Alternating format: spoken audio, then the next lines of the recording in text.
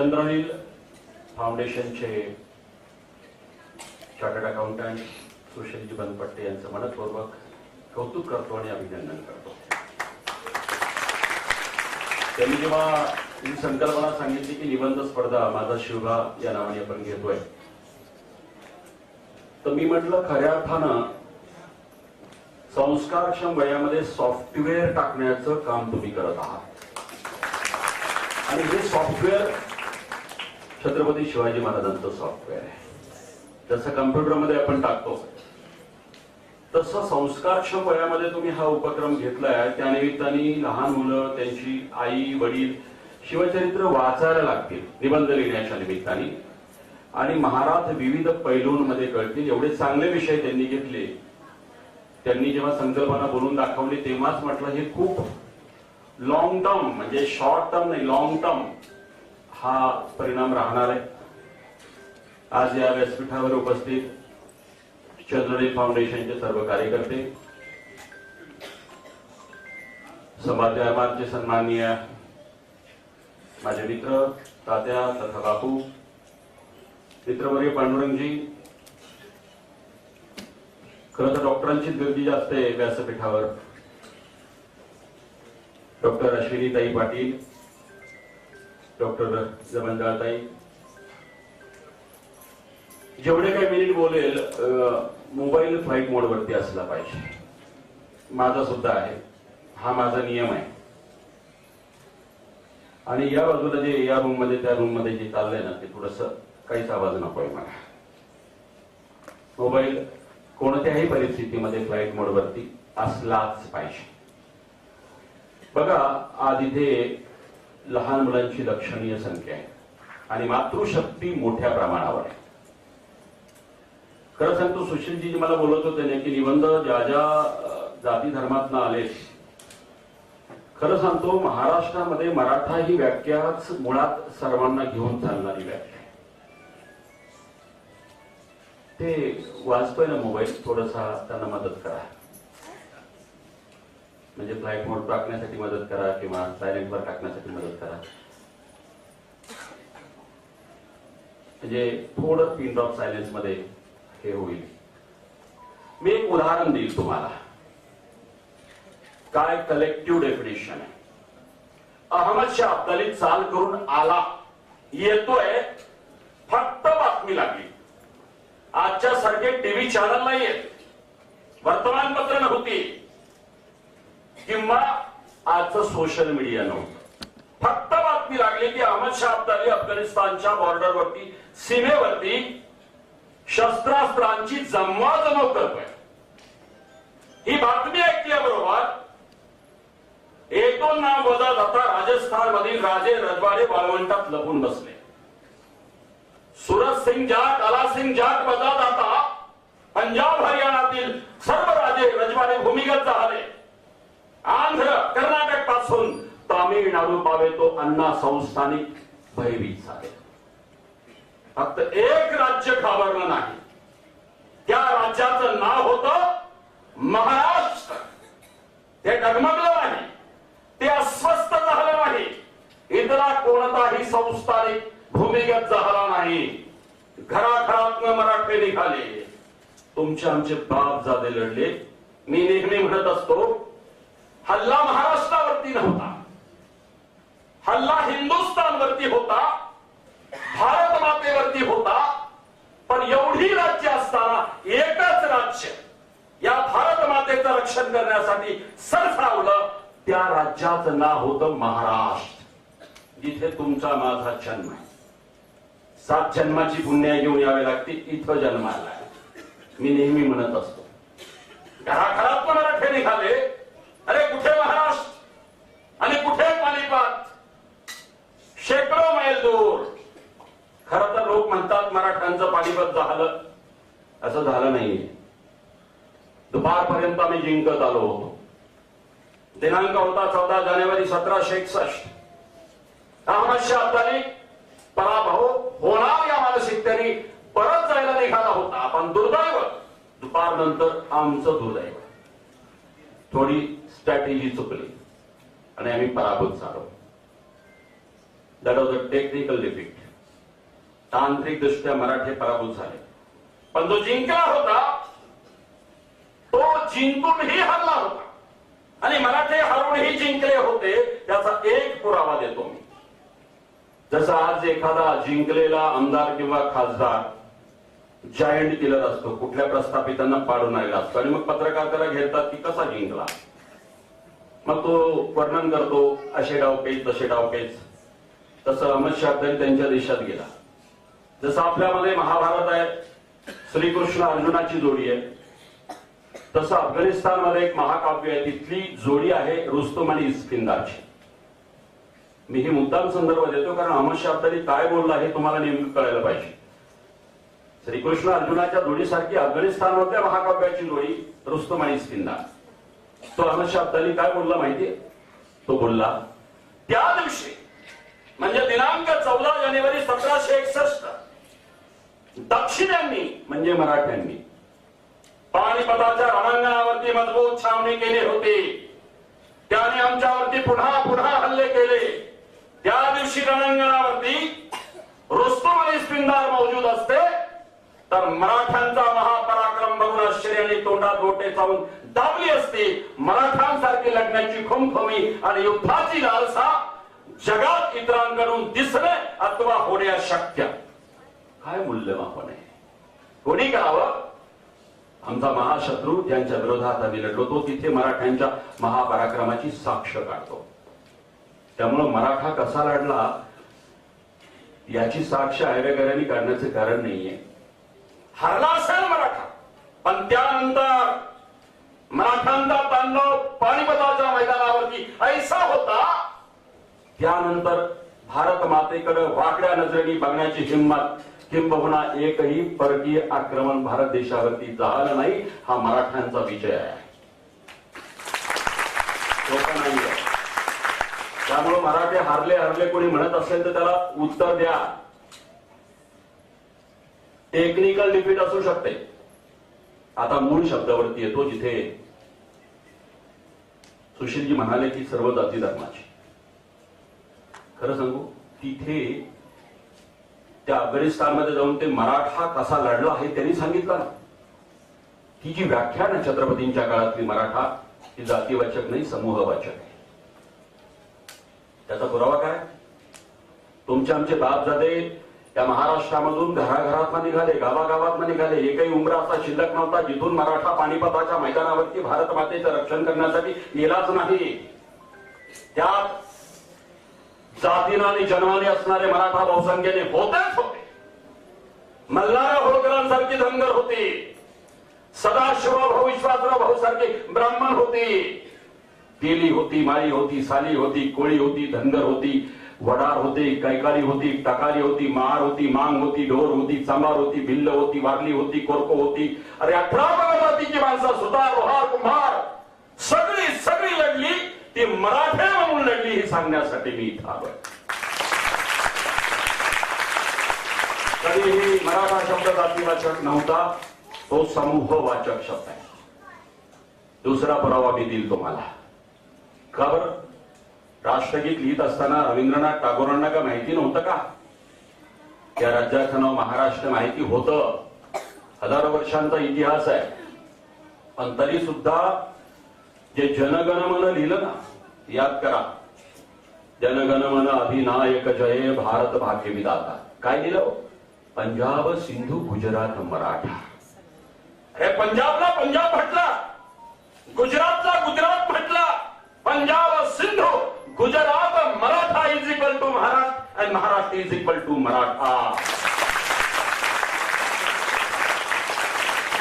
We all are Maratha. एका शब्दामध्ये ही ताकद आहे. महाराष्ट्रातला माणूस परराज्यात गेला तर मराठा या नावानेच ओळखला जातो. म्हणून माझी नम्र विनंती आहे, मी नेहमी म्हणत असतो की घर कैकाड्याचा असो, वडाराचा असो, लोहाराचा असो, कोणाचाही कोणत्याही जाती धर्माचा असो, एक फोटो घराघरात आहे, तो छत्रपती शिवाजी महाराजांचा. प्रत्येकाला राजा आपला वाटतो. इथं महाराजांचं मोठेपण आहे. आणि खरं सांगू, 18 पगड जातीच्या माणसांनी बलिदान दिलंय हो. तो न्हाव्याचा शिवा काशीद किती महिन्याची ओळख आहे. तानाजी मालुसरेंचं बलिदान समजू शकतो, बालमित्र आहे, बॉन्डिंग आहे, बॉन्डिंग. पण शिवा काशीदांचं बलिदान ओळख 28 नोव्हेंबर 1659 पन्हाळा तालुक्यात आला. तेव्हा मुक्काम पोस्ट नेबापूर, तालुका पन्हाळा, जिल्हा कोल्हापूर. न्हाव्याचं पोरग चाणाक्ष महाराजांनी भरती करून घेतले गुप्तहेर खात्यामध्ये सैनिक म्हणून. बघा 28 नोव्हेंबर 1659 आणि बलिदानाचा दिवस दिनांक 12 जुलै 1660. किती महिने झाले? 8 महिने. सोपं आहे का? 2 तासामध्ये शिवाजी महाराजांचा पेहराव धारण करून पालखीत बसणं 2 तासानंतर मारले जाणार, शंका नाही, खात्री आहे. पण मी मेलो तर चालेल, माझा राजा वाचला पाहिजे. कोणता भाव आहे तो? जो प्रसंग उभा केला ना त्या सज्जा कोठीमध्ये, दिनांक 12 जुलै 1660, आषाढ शुद्ध पौर्णिमा, वार गुरुवार, समय 7:30 रात्री, आणि मशालीच्या प्रकाशामध्ये ती बैठक सुरू आहे. ती पळून कसं जायचं, त्यात ही संकल्पना आली. महाराज एका पालखीत तुम्ही बसावं, दुसऱ्या पालखीत सोंगातला शिवाजी बसल.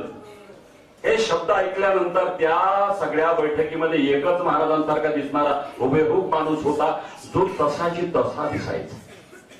सोंगातला शिवाजी शब्द ऐकल्याबरोबर सगळ्यांचं लक्ष त्या न्हाव्याच्या शिवा काशीदाकडे गेलं आणि तो तसाच उभारला. चेहऱ्यावरती स्वामीनिष्ठा आहे, कृतज्ञता आहे, मृत्यूचं भय नाहीये. स्वामीच्या कामाला येण्याचं आयुष्यातच सार्थक झाला, हा भाव आहे हो. मरणाची छटा नाहीये. तो तसाच उभारला आणि बोलतोय त्या मशालीच्या प्रकाशामध्ये, महाराज मी आज शिवाजी बनायला तयार आहे. महाराज कधी भय म्हणतात म्हणून त्याचे कान सुचलेत, पण महाराज भय म्हणत नाहीत. विलंबानं महाराजांच्या मुखातनं वाक्य निघतात, अरे शिवा एक वेळा आम्ही सुटून जाऊ, परंतु तुझं काय होईल म्हणून आम्ही विचार करतो. हे ऐकल्याबरोबर तो गर्दीतनं पळत आला, महाराजांचे पाय धरले आणि बोलवते, महाराज आता विचार नका करू, महाराज आता विचार नका करू. या शिवाच्या जीवाचं सोनं होईल महाराज. लाख शिवा नवी जन्माला येतील महाराज. आई भवानीची वाण आहे. धरलेले पाय सोडायला तो तयार नाही. काय माणसं ती. महाराजांना घरीवरून आलं, यमराजाच्या दारात जात असताना सुद्धा माणसं रांगा लावायची. माननी होकार दिला, विलक्षण आनंद शिवाला झाला. महाराज तिथं माग सरले, संदूक उघडला, अंगरखा दिला, चोळणा दिला, दुशेरा दिला, रत्नजडी तलवार त्याच्या कमरेला खोली, डोईवरती मुकुट घातला, मुकुटात मोत्याचा तुरा खोला, गळ्यातला कंठा काढला आणि शिवा काशी त्यांच्या गळ्यात घातला. आणि एक छोटा संदूक उघडत उघडत महाराज एक वस्तू काढली आहे.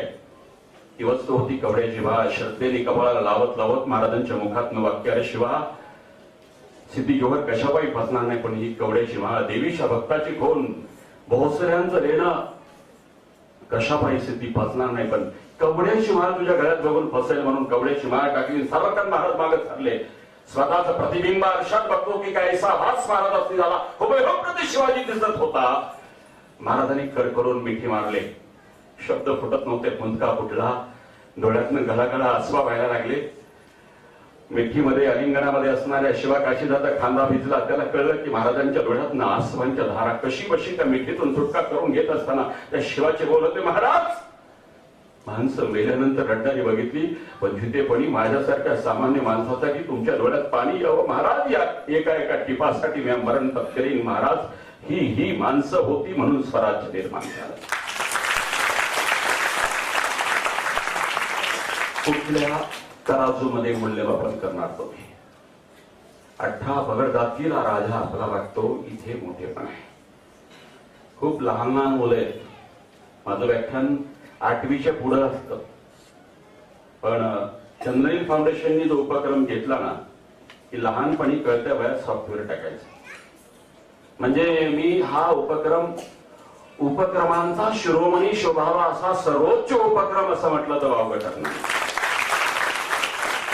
कारण वस्त्राचं वाटप केलं तर वस्त्र फाटतात, अन्नाचं वाटप केलं की दुसऱ्या दिवशी शरीरातून अन्न निघून जातं. वह्या पुस्तकाचं वाटप केलं तर ती वही संपली संपतात. तर तुम्ही जे काम करत आहात, शिवचरित्राचे सॉफ्टवेअर ब्रेन मध्ये टाकत आहात, ही सर्वोच्च कामगिरी असं म्हटलं तर वावगं ठरणार. आणि खरं सांगतो, आज मातृशक्ती फार मोठ्या प्रमाणावर आहे. छत्रपतींचे संस्कार आपला मुलगा महाराज व्हावा असं वाटत असेल तर स्वतः जिजाऊ व्हावं लागेल असं नाही चालणार. आपल्याला स्वतःला परिवर्तित व्हावं लागेल. मी एक उदाहरण देईन. मोरार जगदेवानी पुण्यावरती हल्ला केला. मोरार जगदेव पंडित हा आदिलशाही सरदार आहे. हल्ला केला, बेचिराग करून टाकला, पुन्हा जाळपोळ गेले, हाहाकार झाला. आणि जिजाऊ साहेब आज म्हणतो ना आपण पंचनामे वगैरे करण्यासाठी किंवा मोबदला देण्यासाठी दरबार भरवतात, तसा आऊसाहेबांनी त्या लाल महालात दरबार भरवला की कोणाकोणाचं नुकसान झालं. रोज माणसं येऊन आपापल्या कैफियती मांडायच्या. कैफियत म्हणजे आपबीती, की असं घडलं तसं घडलं. आऊसाहेब एक कलावंतीन आली, तिचं नाव होतं मता बेगम, मुस्लिम होती ती. नाच गाणे करून पोट भरणं तिचा उदरनिर्वाहाचा भाग होता आणि तिचा तो नाच गाण्याचा कोठा पण जळून गेला आणि ती पूर्ण संपली. आणि ती आली त्या मुस्लिम पेहरावामध्ये, ढसाढसा रडायला लागली. आऊसाहेबांसर्व तबाई हो गई माँ साहेब म्हणे, सब कुछ बर्बाद हो गया, आऊसाहेब आम्हाला न्याय द्या. तेव्हा बालशिवबाराजी आऊंचा हात धरून हे सगळं बघताय. मी खास करून मातांना सांगतो की सॉफ्टवेअर मुलांच्या ब्रेन मध्ये टाकणं म्हणजे नेमकं काय असतं ना, हे आऊसाहेबांपासून शिकलं पाहिजे. आऊसाहेबांच्या मुखातनं वाक्य होते, शिवबाराजे लवकर मोठे व्हा, शिवबाराजे लवकर मोठे व्हा. अशा असंख्य मता बेगम भगिनी तुमची न्यायासाठी वाट बघताय.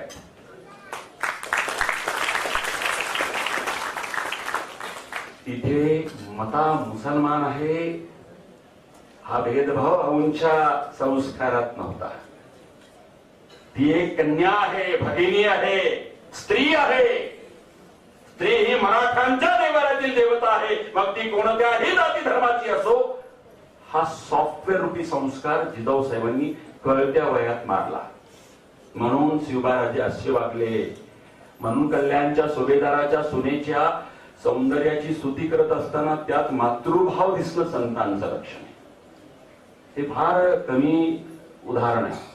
किंवा परतीच्या प्रवासात दक्षिण दिग्विजयामध्ये त्या बेळवडीच्या मल्लम्मा ईश प्रभू देसाई हिला सन्मान करणं, स्वतःच्या सख्या मेवण्याचे डोळे काढून तुरुंगात डांबणं एका स्त्रीसाठी, ते पण कानडी स्त्रीसाठी, मला वाटते की हा सर्वोच्च संस्कार जिजाऊ साहेबांनी दिला. आज तुमच्या लेकरांमध्ये काय संस्कार द्यायचा ही तुमची आज ठरवण्याची वेळ आहे. हा फक्त निबंध स्पर्धेसाठीचा भाग नाहीये. मला खूप माता माझ्याकडे येतात की मुलाचं मोबाईलचं व्यसन सुटत नाही, काहीतरी करा. ही समस्या सगळ्यांचीच आहे. जेवताना मोबाईल लागतो,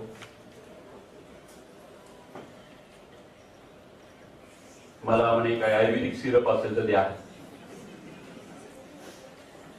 आता मोबाईल सोडण्यासाठी आयुर्वेदिक सिरप काय देणार आहे? पण मी माझ्याकडे अशा काही कॅप्सूल आहेत. कॅप्सूल अहिल्यादेवी होळकर. खरं तर आजच्या व्याख्यानाचा विषय नाहीये. आज तुमचं वय पण नाही इतके वेळ व्याख्यान ऐकायचं, पण कधीतरी स्वतंत्र मातांसाठी व्याख्यान ठेवूया आपण. आणि ते हेच करतील, चंद्रनीलच करतील.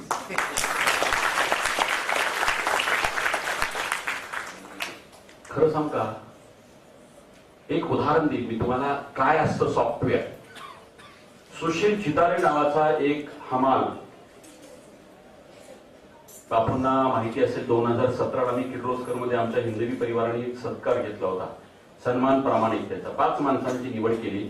सगळ्यांना सांगतो, आपल्या सोलापूर रेल्वे स्टेशनला सुशील चितारे नावाचा कुली आहे. त्याचं काम लाल शर्ट असतो, या प्लॅटफॉर्मवरनं त्या प्लॅटफॉर्मवरती सुटकेस घेऊन जायची, कोणी 20 रुपये 50 रुपये देणार. त्याच्या हस्ते दीप प्रज्वलन ठेवलं आम्ही. आणि मॅडम सांगतो 3 कमिशनरला उभं केलं होतं मी. Ravindra Sengaonkar, that time CP of Solapur, आणि वीरेश प्रभू IPS सोलापूर ग्रामीणचे SP, आणि चंद्रकांत गुडेवार महानगरपालिका आयुक्त. 3 आयुक्तांना उभं केलं आणि मी दीप प्रज्वलन त्या हमालाच्या हस्ते घेतलं माझ्या संघटनेतर्फे. मी तेव्हा सगळ्यांना बोललो की तुम्हाला आश्चर्य वाटेल की 3 कमिशनर उभे आहेत, त्याचा मान कसं काय. तेव्हा मी म्हटलं की तुमचं क्वालिफिकेशन हा भाग वेगळा आहे, इमानासाठी क्वालिफिकेशनची गरज नसते. आणि हा इमानाचा मान होता. घटना अशी घडली होती, सिद्धेश्वर एक्सप्रेस मध्ये एक सुटकेस सापडली. मी घड्याळ बघतच बोलतोय कारण मला त्या कार्यक्रम पत्रिकेवरती अवघे काही मिनिट दिलेले आहेत, त्यामुळं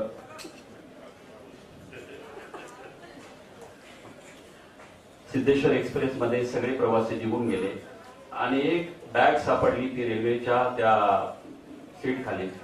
तो सुशील चितारे बॅग घेतला आणि बघायला लागला प्लॅटफॉर्म वरती की कोणाची राहिली, तर सगळं प्लॅटफॉर्म खाली रिकामं झालं होतं, कुणीतरी चुकून विसरून गेलं होतं.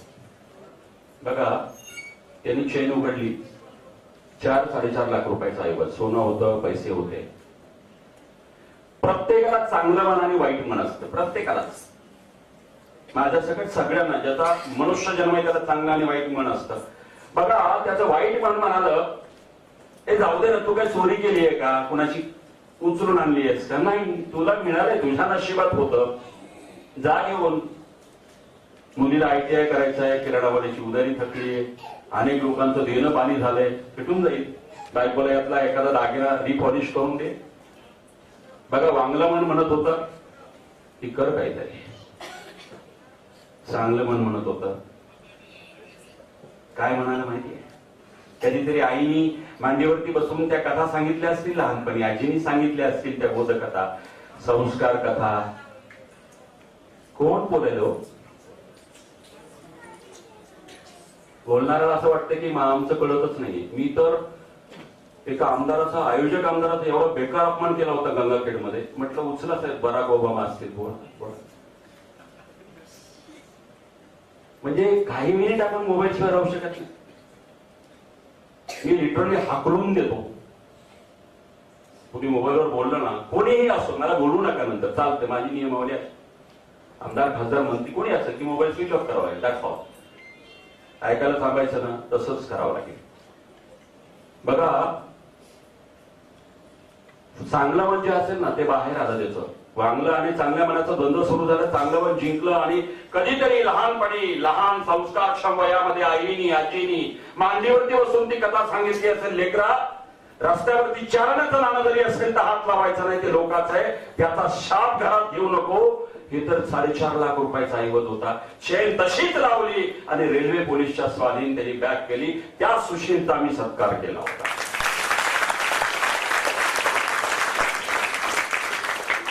तसंच हाही सुशील आहे. त्याने एक स्तुत्य उपक्रम घेतलाय. आता तुम्ही म्हणाल की एका हमालाला 4.5 लाख रुपये फार मोठी अमाऊंट आहे, पण त्याचं इमान जागे झालं की नाही, 400, 500, 200 जे मिळतात ना लोकांचं ओझं या प्लॅटफॉर्मवरनं त्या प्लॅटफॉर्ममध्ये नेण्यामध्ये, तेच माझं आहे. भगिनींनो, माझ्या बहिणींनो, तुमची लेकरं कुठली तरी चोरी केली म्हणून अश्विनी पाटलाच्या कुठल्या तरी पोलीस स्टेशनला तुम्हाला बोलवून घ्यावं, हे आवडेल का तुम्हाला? नाही आवडणार. मग जर असं करायचं असेल तर माझी नम्र विनंती आहे, तुम्ही, बरं, मला लोक म्हणतात की मोबाईलच्या आहारी गेली दुनिया, चूक आहे बापू. माझा ठाम दावा आहे की बाळ रडत असताना त्याला असं खेळवणे पटपण दानत नाही. आजच्या पटकन मोबाईल लावून देतात, आपण सुटतो मोकळं. म्हणजे आळशी माता निघाल्या. पण आमच्या आईने आम्हाला चंदामामा दाखवत दाखवत घास घातलीत ना, ते केवळ घास घातले नाही, प्रत्येक घासाला कथा सांगत सांगत संस्कार घातले. आहे का तुमच्यामध्ये हिंमत? मी अनेकांचे मोबाईल सोडवले. माझ्याकडे अशीच एक केस आली होती अक्कलकोटची. म्हटलं 3 दिवस मोबाईल देऊच नका. ते पण नाही म्हणे, हातपाय असा करतो आणि कपडे खराब करतो. म्हटलं 3 दिवस करू द्या, 4थ्या दिवशी करणार नाही. बघा तुम्ही प्रयोग करून. तुमचा मुलगा ब्लॅकमेल तोपर्यंत करत राहतो, तुमच्या मुलाचे दात किडलेत आणि तो तुम्हाला ब्लॅकमेल करतो की नाही कॅडबरीज पाहिजे. तो पहिल्यांदा रडेल, असं लोळेल. माझ्या मुलीने प्रयोग केला होता लहानपणी माझ्यावर. म्हटलं तू अजून अर्धा तास लोळ, तुला मिळणार नाही. तिच्या लक्षात आलं की हा फॉर्म्युला चालत नाही बापाला. तसं प्रत्येक गोष्ट शरण जाऊ नका मुलांना. शरण गेलात तर मोठेपणी मरण गेल. बघा, ही पोरं ब्लॅकमेल करतात नंतर. हे सॉफ्टवेअर टाकायचे का, तर अत्यंत महत्वाचं आहे. त्यामुळे मोबाईल फ्री जर राहायचं असेल तर मी प्रयोग केला. त्या मुलीच्या छोटे बाळ होतं, तिच्या आईला म्हटलं जा नवी पेठेमध्ये आणि कथांचे पुस्तकं घे, बालकथा, संस्कार कथा, पंचतंत्र कथा, बोधकथा मिळतात पुस्तकं, आणि मोबाईल काढून घ्या आणि त्याला दररोज एक कथा सांगा जेवताना. खरं सांगतो 3 दिवसानंतर ते बाळ एवढे ऍडिक्ट झालं आईच्या कथांना, त्या आईने 15 दिवसानंतर रिपीट कथा सांगितली की म्हणली का मागच्या वेळेस सांगितली होती ना. म्हणजे रिपीट कथा पण ऐकत नाही, तुम्हाला स्टडीज करावा लागतो. मोबाईल मध्ये मुलं ऍडिक्ट आहेत असं म्हणण्यापेक्षा तुम्ही स्वतः संस्कार कथांची पुस्तकं आणा आणि मोबाईल फ्री म्हणजे हे सॉफ्टवेअर टाका. अन्यथा म्हणजे ह्याचे परिणाम दुष्परिणाम काय असतात सांगतो. मलबार हिल सारखी मोठी शाळा आहे मुंबईमध्ये, तिथं एक सिटी बस म्हणजे ती जी बस खास करून मुलांना नेते, शाळेत आणते, नेताना 3 सीटवरती मुलंच नव्हती. ते ड्रायव्हर घाबरला. ही खरी घटना आहे, ती शाळेचं नाव घेत नाही कारण ती गुजराती मोठ्या माणसाची शाळा आहे, मला इथून उचलून नेतील ते, बदनामी केली म्हणून.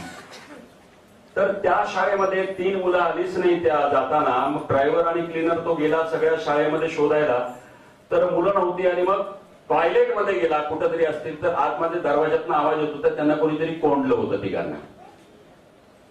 मग ते दरवाजा उघडला, त्यांना घेऊन गेले. दुसऱ्या दिवशी कमिटी नेमली, बाल मनोचिकित्सक बोलावले, कारण लहान मुलांकडनं असं का घडलं याच्या खोलापर्यंत गेलं पाहिजे. 3-4 दिवस ती सगळी कमिटी होती, त्या मुलांनी असं का वर्तन केलं. बिहेव्हिअरल सायन्स मध्ये एक्सपर्ट बोलवले. तर तुम्हाला सगळ्यांना मुद्दाम हे उदाहरण सांगतोय कारण तुम्ही मोबाईल मुलांना देऊ नका. माय भगिनींनो, त्याच्यामध्ये एक अशी धक्कादायक घटना निघाली. ते जे 3 मुलांना कोंडलं होतं ना या छोट्या मुलांनी, त्याचं मूळ होतं एका मोबाईल मध्ये लागणाऱ्या एका कार्टून फिल्म मध्ये, आणि त्यांनी त्याच्याप्रमाणे बिहेव्हिअर केलं होतं की त्या याचं बघितलं होतं त्यांनी. अहो एक मुलगा तर त्या कार्टून मधल्यासारखाच आवाज काढत होता दैनंदिन लाईफ मध्ये. तर माझी नम्र विनंती आहे की मोबाईल तुम्ही स्वतः म्हणजे तुम्ही त्यांना मोबाईल देऊ नका म्हणत असताना तुम्ही मोबाईल बघत टीव्ही बघू नका किंवा मोबाईल बघत तुम्ही जेवू नका. अगोदर स्वतः आचरण करा आणि मग लेकरांना सांगा. आज या संस्काराच्या निमित्त म्हणून तुम्ही इथं जमलात. निबंधापुरतं शिवछत्रपती नाही आहेत. मला वाटतं शिवछत्रपतींची कथांची पुस्तक आणा सगळ्यांनी, आणि रोज एक कथा जेवताना सांगा. तुमचा मोबाईल बघणारा जो मुलगा किंवा मुलगी असेल ते हळूहळू मोबाईल पासून परावृत्त होईल. आणि संस्काराच्या कथा पण टाकत राहा. मला असं वाटतंय की ही पिढी घडवायची असेल तर सहज घडवता येणार नाही, लहानपणापासून घडवावी लागेल. आणि मातृशक्तीचं खऱ्या अर्थानं जे स्त्री दाक्षिण्य कोणाकडनं आम्हाला शिकायची गरज नाही. शिवछत्रपती जगातले सगळ्यात मातृशक्तीला मानणारे सर्वप्रथम क्रमांकाचे राजे होते असं म्हटलं तर वावगं ठरणार नाही. स्त्री शक्तीला त्यांनी प्रचंड सन्मान दिला. आणि तुम्हाला पण सांगतो लेकरांनो, शेवटचं आता लेकरांसाठी मी सांगून आपली रजा घेतो. तुम्ही काय करणार हो तुमच्या आई वडिलांसाठी? ऑल ऑफ यू काय गिफ्ट देणार? तुम्ही काय देणार आई वडिलांना गिफ्ट? एखाद्या मुलीने सांगायचं उठून, सांग बाळा, सांग बाळा, सांग तू तुझ्या आई वडिलांना मोठं झाल्यानंतर कोणते गिफ्ट देणार? सांग काय असेल सांग. कोण हात वर करून सांगा मला. हा काय बाळा? आई वडिलांचा आदर्श. जोरात टाळ्या वाजवा.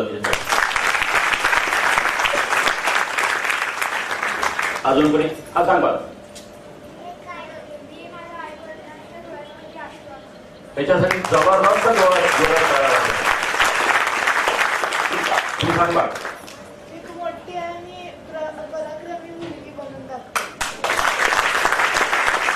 हे उज्ज्वल भारताचं भविष्य आहे. लेकरांनो, तुमच्यासाठी अवघ्या 2 मिनिटात ही कथा सांगून मी आपली रजा घेणार आहे. ते म्हणजे जिजाऊ साहेबांचं स्वप्न पूर्ण केलं त्या शिवबाने. दिनांक होता 6 जून 1674. काय बघितलं होतं स्वप्न? महाराज जगले 18,306 दिवस. आणि आऊंनी स्वप्न बघितलं होतं की माझा शिवबा राजा व्हावा, सिंहासनाधीश्वर व्हावा. ते केवळ सुख उपभोग घेण्यासाठी नाही, वैभव संपन्न जगण्यासाठी नाही, समृद्ध आयुष्यासाठी नाही, तर रयतेच्या कल्याणासाठी, लेकीबाळीच्या रक्षणासाठी, शेतकऱ्यांच्या रक्षणासाठी माझा शिवबा सिंहासनाधीश्वर बाबा. कारण आऊसाहेबांनी बघितलं होतं, आऊसाहेबांचे वडील लखोजी राजे जाधव निजामशाहीनी मारले होते. आऊसाहेबांचे पती शहाजी राजे भोसले कधी आदिलशाही मनसबदार तर कधी मोगली मनसबदार या मनसबदारीची चाकरी बघितली होती. आणि त्यात आऊंनी स्वप्न बघितलं होतं की माझा पुत्र शिवबा कोणत्याही शाळेचं चाकर नसेल, स्वतंत्र हिंदवी स्वराज्य निर्माण करता होईल, लहानपणी स्वप्न बघितलं होतं. आणि त्या लेकरांनी सुद्धा खूप मेहनत घेतली हो. मला नाही वाटत आपला राजा कधी 5 तास सलग झोपला असेल.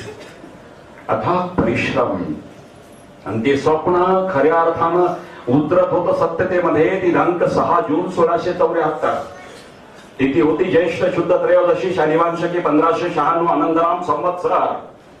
पहाटे 5 वाजता दादा भट्ट राज्याभिषेक करणार. केवढा तो आनंदाचा प्रसंग. 10,000 पाहुण्यारावळींची गर्दी किल्ले रायगडावरती झाली. डच आले, पोर्तुगीज आले, इंग्रज आले, सगळे आले. आमचं आकाश, आमचा समुद्र, आमची भूमी, आमचं चरण, आमचा ध्वज. गुलामगिरीमधून आम्ही मुक्त होणार. हिंदवी स्वराज्याचा नव्हे, हिंदुस्थानचा आद्य स्वातंत्र्य दिन कोणता तर दिनांक 6 जून 1674. पहिल्यांदा गुलामगिरीमधून आम्ही मुक्त झालो. दररोज विधी चालू होते. एक एक विधी बघत आऊ आनंदित होत होती. थकली भागलेली आऊ पाचाडवरनं वरती आली होती. विचार करा, उद्या 12 दिवसानंतर आऊसाहेबांचा मृत्यू झाला हो. दिनांक 17 जूनला आऊसाहेब देवाघरी गेल्या. अवघ्या 12 दिवसानंतर कधी कधी वाटतं यमराजाला सुद्धा थांबवलं असेल की थांब काही दिवस. माझ्या लाडक्या शिवाचा सिंहासनाधीश्वर हा सोहळा एकदा बघू दे आणि डोळ्याचं पहारणं पेटू दे म्हणून साकडं घातले असेल आई भवानीला. आणि आई भवानीने ऐकलं असेल तथा असतो मला. अरे केवढा आनंद. रोज एक एक विधी बघत बघत ती आऊ आपल्या प्रसादामध्ये जायची. अभिषेक शाळेमध्ये संभाजी महाराज राजारामांनी शिवराजांना अभिषेक घातला आणि आऊ अशी परतली होती, बसली होती त्या सिंहासनाधीश्वर म्हणून. तेव्हा तितक्यात आऊसाहेबांच्या समोरून शिवराजे जाताना दिसले. एकदम पाय वळले आऊसाहेबांच्या प्रासादाकडे. आऊ अशी बसली होती सगळे विधी बघत आणि अचानकपणे आपला राजा आईच्या पायाजवळ बसला. लेकरांनो, तुम्ही MBBS व्हा, BMS व्हा, IS व्हा, IPS व्हा, कितीही मोठं व्हा, मोठं होण्यासाठी आकाश आहे. पण आयुष्यामध्ये कायम छोटं राहायचं असेल तर एकच जागा आहे, ते म्हणजे आईचं चरण. आपला राजा आईच्या पायाजवळ बसला, आऊच्या पायाजवळ, आणि एक हात आऊच्या गुडघ्यावरती ठेवला. मायलेकराची नजरेला नजर भिडली आणि मायलेकराच्या डोळ्यातनं आसमानचा अभिषेक सुरू झाला. शब्द फुटत नव्हते. आसमानची भाषा आसमानना कळत होती. जणू लाडका शिवबा आसमानच्या रूपामध्ये आपल्या आऊला सांगत असेल, ग आऊ बघ त्या लाल महालातनं केवढं कौतुकाने बघायचीस. मी लुटूपुटूच्या लढाया करायचो, दगडमातीचे किल्ले करायचो, तानाजी मालुसरे पहिली नाही केसाची कान, खंडोजी खोपडे बाळ सभांगड्यांच्या बरोबर. त्या दगड मातीच्या किल्ल्याचं केवढं कौतुक त्या लाल महालाच्या खिडकीत तुला वाटायचं आगाऊ. त्या लाल मातीच्या किल्ल्याचं, छोट्या छोट्या दगड मातीच्या किल्ल्याचं 240 किल्ल्यात रूपांतरण करून दाखवलं ना मी. गावच्या पन्हाळ्याच्या वेळात वेळला गेलो. 4.25 महिने केवढी कसावी झाली होतीस. शेवटी घोड्यावरती बसलीस. रणरागिणीच्या पेहरावामध्ये, विरांगणेच्या पेहरावामध्ये मला सोडवायला निघालीस. नेताजी पालकर आला नसता तर आपल्या लेकराला सोडवणारी आई म्हणून इतिहासामध्ये तू अजरामर झाली असतीस. अगाऊ या पन्हाळ्याच्या वेळेत सापडल्यानंतर जेवढी तू कासावीस झाली नव्हती त्याहीपेक्षा जास्त कासावीस त्या औरंग्याच्या आग्र्याच्या कैदेत सापडल्यानंतर तू मात्र मी जिवंत परत येईल की नाही ही चिंता तुला भेडसावायला लागली. कळेक वेळा माझ्या चिंतेपोटी आई भवानीच्या मोर आसमानचा अभिषेक पाहिला असशील. अगाऊ उद्याही अभिषेक होणार आहे, पण सप्तगंगांच्या उदकामध्ये गागा भट्ट माझा अभिषेक करणारे केलं ना तुझं स्वप्न पूर्ण. अगाऊ आज आबासाहेब पाहिजे होते. आबासाहेबांनी शबाश म्हणून कौतुकाने पाठीवर थाप मारली असती. अहो त्या होदेगिरीच्या जंगलामध्ये महाबली शहाजीराजे आबासाहेब आपल्याला सोडून गेले. या प्रसंगामध्ये याद त्या आबासाहेबांची येते. अगाऊ त्या मांडीच्या सिंहासनावरती बसवलंच लहानपणी. रामायण महाभारत श्रीकृष्णाच्या कथा सांगत आम्हाला तू मोठा केलंस.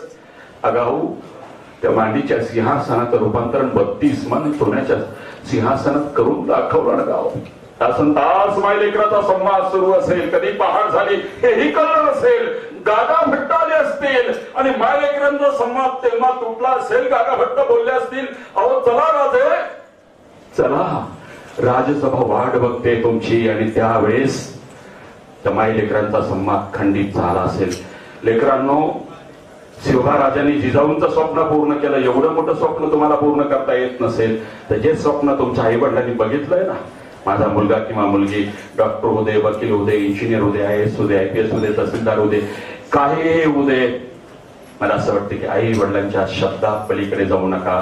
आणि अजून माझी नम्र विनंती, महाविद्यालयात शिकायला टाकल्यानंतर मेडिकल इंजिनिअरिंग कुठल्या मोठ्या प्रोफेशनल कॉलेजमध्ये, माझी नम्र विनंती, 20 वर्ष तुम्हाला असं तळहाताच्या पोटाप्रमाणे सांभाळलेलं असतं. 20 महिन्यात एखादा मुलगा तुमच्या आयुष्यामध्ये येतो आणि परधर्मियांच्या बरोबर तुम्ही पळून जाऊन विवाह करता, तिथेच आई वडिलांचा जिवंतपणे मृत्यू होतो. असं पाप कधी करू नका. हा संकल्प करा. या अपेक्षेस आपली रजा घेतो. जय हिंद, जय महाराष्ट्र.